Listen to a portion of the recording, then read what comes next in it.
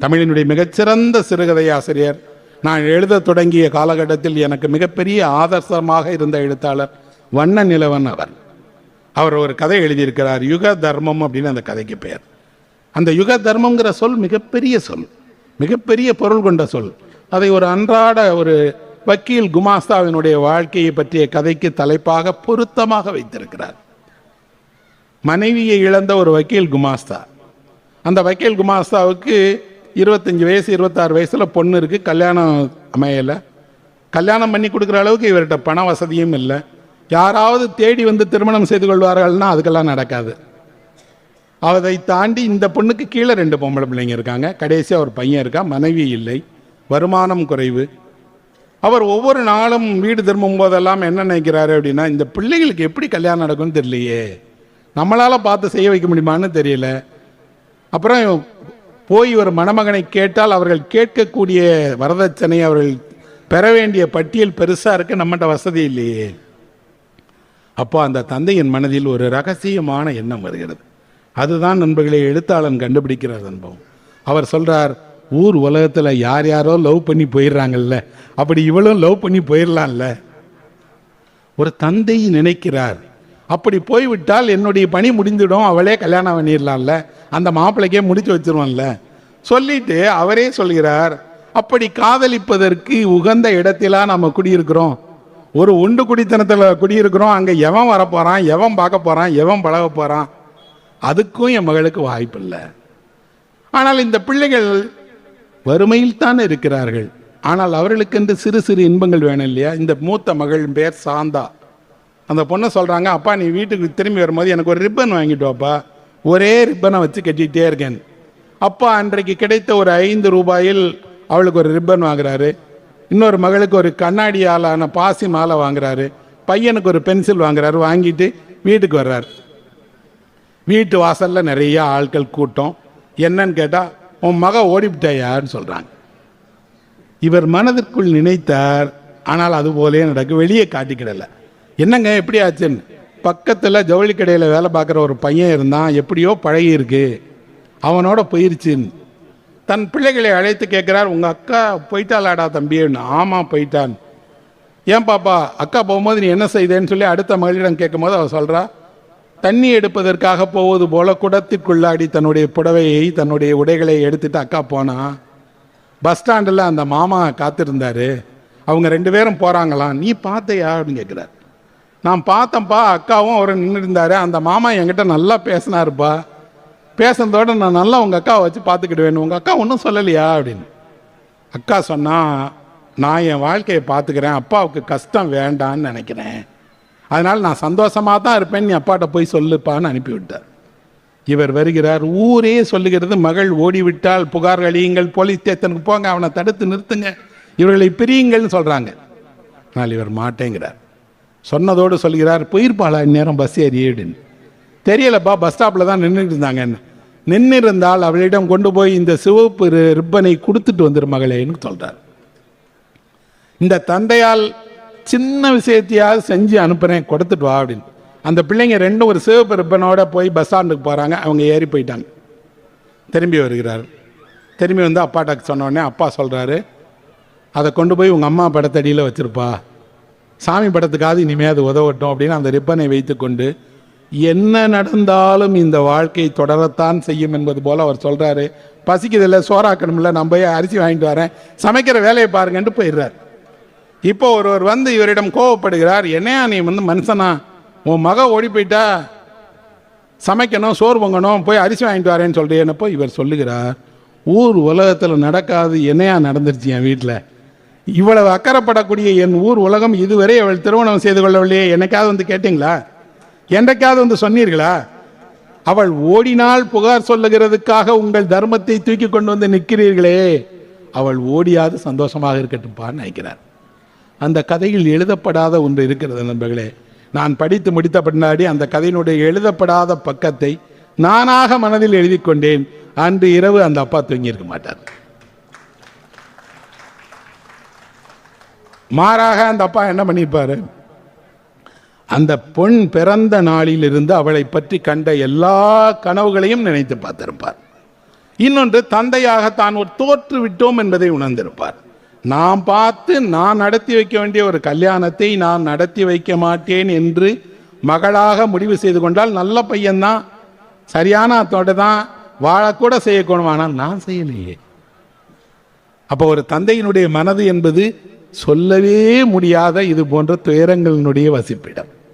இலக்கியம் இதையெல்லாம் காட்சிப்படுத்தாவிட்டால், இலக்கியம் இதையெல்லாம் எடுத்து சொல்லாவிட்டால், இந்த தந்தையினுடைய துயரை, கண்ணீரை யார்தான் புரிந்து கொள்வார்கள்? அப்படின்னா இந்த கதை அந்த கதையில் வரக்கூடிய ஒரு வக்கீல் குமாஸ்தாவினுடைய கதை அல்ல. எந்த தந்தையெல்லாம் தன் பிள்ளைகளை இப்படி நம்மளால செய்ய முடியாம போயிருச்சேன்னு நினைக்கிறாங்க. சில தந்தைகள் கிடைக்கிற வரனை வேற வழியே இல்லைன்னு அந்த பொண்ணு கட்டி வச்சிருவாங்க. அவருக்கு முழு விருப்பம் இல்லை, இவ்வளவுதான் முடியும். பெண்ணும் கூட என்ன செய்யணும், அவ்வளவுதான் அப்பாவால முடியும், கல்யாணம் பண்ணிட்டு போயிடுவாங்க. ஆனால் வாழ்நாளெல்லாம் அந்த பிள்ளைகள் மனதில் ஒரு குறை இருக்கும். அப்பா ஒரு நல்ல இடத்துல என்னை பார்த்து கொடுத்துருக்கலாமேப்பா. இந்த அப்பாவிற்கும் கூட அந்த பிள்ளை மகள் போய் இன்னொரு வீட்டில் பிள்ளைகளை பெற்று வயசானா கூட தெரியும், உன்னை ஒரு நல்ல இடத்துல கட்டி கொடுக்காம போயிட்டேனேம்மான். அப்போ ஒரு பண்பாடு என்ன செய்கிறது என்றால், ஒரு பண்பாட்டினுடைய பிரதிநிதியாக இருக்கக்கூடிய தந்தையை புரிந்து கொள்ள தவறுகிற போது இலக்கியம் அவர்களை புரிந்து கொள்ள வைக்கிறது. மாற்றம் வேண்டும், மாற்றம் வேண்டும், மாற்றம் வேண்டும் என்று ஒரு குரல் எல்லா பக்கத்துலையும் நம்ம வீட்டில் கேட்டே இருக்கு. தினசரி உங்கள் வீட்டுக்குள்ளே போன உடனே உங்களுக்கு ஒரு சலிப்பு ஏன் வருகிறதுனா, எல்லாம் அதாவது இடத்துல இருக்கு. எதையாவது ஒன்று பண்ணி மாற்றிட்டா வாழ்க்கை மாறிடும்னு நினைக்கிறோம். பல வீடுகளில் அப்படி என்ன செய்வாங்கன்னா, அப்பப்போ மாதத்துக்கு ஒரு தடவை டேபிள் சேரை மாற்றிடுவாங்க, டைனிங் டேபிளை வேறு இடத்துல போட்டு விட்டுருவாங்க, டிவி ஸ்டாண்டை எடுத்து வேற ஒரு இடத்துல வைப்பாங்க. மாற வேண்டியது பொருட்கள் அல்ல, நீங்கள், உங்கள் மனது, மனதினுடைய எண்ணங்கள். ஆனால் வீட்டு பொருட்கள் மாறினா எப்படி மாறும்? இதையும் ஒரு எழுத்தாளன் கதை எழுதியிருக்கான். அவன் ஹங்கேரியனுடைய பெரிய எழுத்தாளர். ஒரு இளைஞன் தனியாக வாழ்கிறான், அவனுக்கு கல்யாணம் ஆகலை, தனியாக இருக்கிறான். அவன் ரூம் கதவை திறந்த உடனே அவனுக்கு சலிப்பாக இருக்கும். என்னென்னா, அதே டேபிள், அதே கட்டில், அதே பீரோ, இவ்வளோதானா வாழ்க்கை? இந்த கட்டில் இருக்கிற இடத்த திருப்பி போடு, பீரோவை நகட்டி வை, என்னென்னமோ பண்ணி பாப்பா, மாறாது.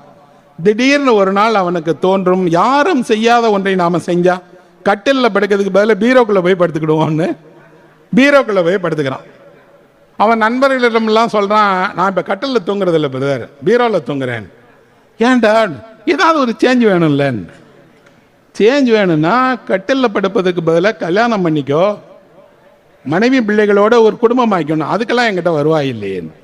மாற்றம் என்பது கட்டிலுக்கு பதிலாக பீரோவில் படுப்பதான கேலி செய்கிறாங்க. இல்லை, 10 நாள் ஆகுது, 10 நாள் கட்டிலில் படுப்பதுக்கு பதிலாக பீரோவில் காலை மடக்கி படுத்து பார்த்து கை கால் வலி வந்து இவனே முடிவு பண்ணிடுறான், சேர்த்து பீரோவில் போய் மனுஷன் படுப்பானா, கட்டில் தான் நம்ம இடம், கட்டிலுக்கு போயிடலாம்.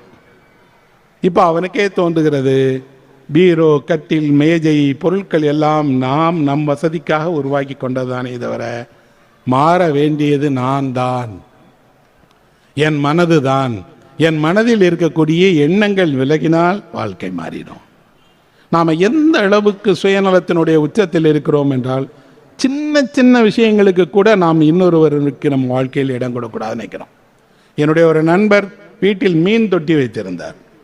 அவர் விடுமுறைக்காக ஊருக்கு செல்லும் போது அவர் அந்த மீன் தொட்டியை பக்கத்து வீட்டில் கொடுத்து, இதை வச்சிருங்க, ஒரு நாளைக்கு ஒரே ஒரு தடவை இந்த மீனுக்கு இறை போடுங்கள், நான் திரும்பி வந்த உடனே இந்த தொட்டியை வாங்கிக்கிறேன்னு. பக்கத்து வீட்டுக்கார் சொன்னார், நான் வெஜிடேரியன் சார், இதெல்லாம் வச்சுக்கிட முடியாது. ஏங்க நீங்கள் வெஜிடேரியன் இல்லையாங்க, அது மீன் உயிருள்ள பொருள், ஒரே ஒரு வேளை நீங்கள் இந்த உணவை அதுக்கு போட்டால் போதுன்னா இல்லை.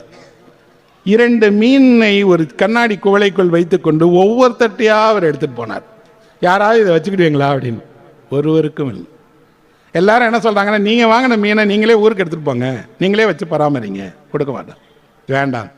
கடைசியாக அவர் என்ன பண்ணார் அப்படின்னா, அதை தங்களோட கார்லேயே பின் சீட்டில் வச்சு ஊருக்கு எடுத்துகிட்டு போய் 10 நாள் ஊரில் வச்சுருந்து திரும்பி கொண்டு வந்துட்டாங்க. சின்ன 2 தங்க மீன்கள் குட்டியாக ஒரு கண்ணாடி கிண்ணத்துக்குள்ளாடி இருக்கு. அதை ஒரு வீட்டில் வைத்து பராமரிக்கிறது என்ன ஒரு பெரிய வேலையா என்ன? ஆனால் இடமில்லை, மனம் இல்லை. நாம் நம்மளுடைய காலகட்டத்தில் எல்லா தொழில்நுட்பங்களின் வழியாக எல்லா வசதியான வாழ்க்கையை அனுபவிக்கிறோம். ஆனால் மனதை சின்னதாக்கிக்கிட்டே போய் கொஞ்சம் கூட அதில் இன்னொருவருக்கான ஒரு சின்ன வெளிச்சம் கூட இல்லாததா இருட்டாக வாழ்ந்துகிட்டே இருக்கிறோம். அவர் பேர் மோயான் அப்படின்னு ஒரு சீன எழுத்தாளர். சீனாவிலிருந்து ஒரு கிராமப்புறத்திலிருந்து பிறந்து வளர்ந்து இராணுவ சேவையிலிருந்து சீன மொழியில் எழுதி நோபல் பரிசு வாங்கியிருக்கிறார். அந்த நோபல் பரிசு வாங்கியவர் தன் வாழ்க்கையில் உண்மையாக நடந்த ஒரு நிகழ்ச்சியை ஒரு சின்ன கதையாகவும் எழுதியிருக்காரு. ஒரு பேட்டியில் அது உண்மையான விஷயம்னு சொல்றார். அந்த உண்மையான விஷயம் என்ன அப்படின்னா, அவருடைய அம்மா ஒரு விவசாய கூலி, அறுவடைக்கு போய் வேலை செய்யக்கூடியவர், விவசாய பணி செய்யக்கூடியவர். அவர் போய் வேலை செய்துட்டு இருக்கும்போது வயலில் ஒரு முரட்டு ஆள் அங்கே வந்து இவர்களுக்கெல்லாம் பொறுப்பாளர். அவர் என்ன செய்வாராம், இந்த பெண்கள் எவ்வளவு கடினமாக வேலை செய்தாலும் ஏதாவது குற்றம் குறை சொல்லிகிட்டே இருப்பாராம். சொல்லிட்டு இருக்கிறதோடு என்ன செய்வாராம், குனிந்து வேலை செய்கிற பெண்ணை தன் காலால் எத்தி உதைப்பாராம். அவர்கள் சேற்றில் முகம் பதிய விழுந்து கிடப்பாங்களாம். இந்த பையன் சின்ன ஒரு நாள் அம்மாவோட போகிறான். இதே மாதிரி அந்த முரட்ட ஆள் இவங்க அம்மாவை எத்துறாரு. எத்தனா அம்மா போய் சேத்துல விழுகிறாங்க. அம்மா அவரை அடிக்கலை, பதில் சொல்லலை, கோவப்படலை, எதுவுமே இல்லை. முகத்தை தொடச்சிட்டு வேலை பார்க்குறாங்க. ஆனால் இந்த பையனுக்கு ஒரு பெரிய கோபம் இருக்குது. என்ன அப்படின்னா, என்னிடம் வலிமை இல்லை, நான் சின்ன பையனாக இருக்கேன், இந்த ஆள் முரட்டு ஆளாக இருக்கான், நான் வலிமை உள்ள இளைஞனாக மாறினால் நிச்சயம் அந்த ஆளை ஒரு அறையாத அறைவேன், எங்கள் அம்மாவை எத்தனை இல்லை அதுக்கு அடிப்பேன் அப்படின்னு மனதுக்குள்ளாடி சொல்லிக்கிறார். இந்த அம்மா அப்படியெல்லாம் பையனை வளர்க்கலை, சொல்லலை. ஆனால் பையன் மனதுக்குள்ளாடி இருக்கு. கொஞ்சம் கொஞ்சமாக இந்த பையன் வளர்ந்து வர்றான், இராணுவத்துக்கு போகிறான், பெரிய வேலையெல்லாம் பார்க்குறான். இந்த சம்பவம் நடந்து 25 வருஷத்துக்கு அப்புறம் ஒரு சந்தையில் அந்த ஆளை பார்க்குறான்.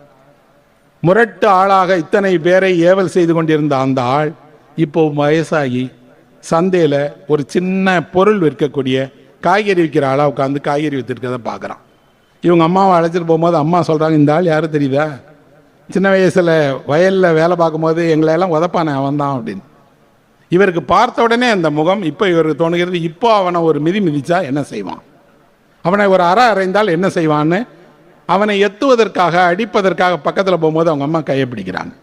கையை பிடித்து செய்யாத அப்படிங்கிறாங்க. அம்மா நீ மறந்திருக்கலாம், மன்னித்திருக்கலாம், பெருந்தன்மையோடு நடந்திருக்கலாம், நான் மன்னிக்கவே மாட்டேன். ஏன்னா என்னுடைய அம்மா எந்த தவறும் செய்யாத போது அவரை இப்படி ஒருவன் எத்தி முகத்தில் சேறுபடியே விழுந்ததை நான் பார்த்து சைத்திட்டே இருக்க மாட்டேம்மா. நம்ம அந்த அம்மா சொல்கிறாங்க, அவனை நீ தண்டிக்க வேண்டும் என்றால் அப்போவே தண்டிச்சிருக்கணும். இளமையில் செய்த தவறுகளுக்கு முதுமையில் தண்டனை கொடுக்கக்கூடாது மகனே, அதனால தண்டிக்காத அப்படிங்கிறான். அவன் தண்டிக்கலை, மாறாக ஒரு கதையை எழுதுகிறான். கதையில் இந்த சம்பவத்தை எழுதுகிறார். எழுதிட்டு கடைசியில் என் அம்மா சொன்னார், அவனை மன்னிப்பது தான் அவனுக்கு கொடுக்கிற தண்டனை. அவன் என்னை பார்க்கும்போது அவன் மனதில் தோன்றது, கட்டாயம் இந்த பையன் நம்மளை அடையாளம் தெரிஞ்சு அடிப்பான். ஆனால் அடிக்கலை. அடிக்காமல் என்ன செய்தார், அதுதான் கதையினுடைய சிறப்பு. அவர் வைத்திருந்த காய்கறியை வாங்கிட்டு அந்த காய்கறியினுடைய கொடுக்க வேண்டிய பணம் போல 10 மடங்கு பணத்தை அவருக்கு கொடுக்கிறார். அவர் வாங்கி பார்த்துட்டு அப்படி பார்க்கும்போது சொன்னார், இந்த பணத்திற்காகத்தானே அன்னைக்கு எங்கள் அம்மாவை அப்படி அடித்த, நான் தரேன்டா பணம் உனக்கு வச்சுக்கோ. அப்போ இந்த கதை ஒரு சீன மொழியில் எழுதப்பட்டிருக்கிறது. சொந்த தாயினுடைய அவமானத்திற்காக மகன் எப்படி நடந்து கொள்கிறாங்கிறத பற்றி எழுதப்பட்டிருக்கு. ஆனால் நாம் படிக்கும்போது நம் ஊரில் நாம் பார்த்த நம் வீட்டு பெண்கள் ஞாபகத்துக்கு வராங்க. நம்மை நடத்திய இப்படி ஒரு முரட்டு உருவம் ஞாபகத்துக்கு வருகிறது. அவனை அடிக்கணுங்கிற அந்த ஆவேசத்தை அல்ல இலக்கியம் கற்றுத்தருகிறது.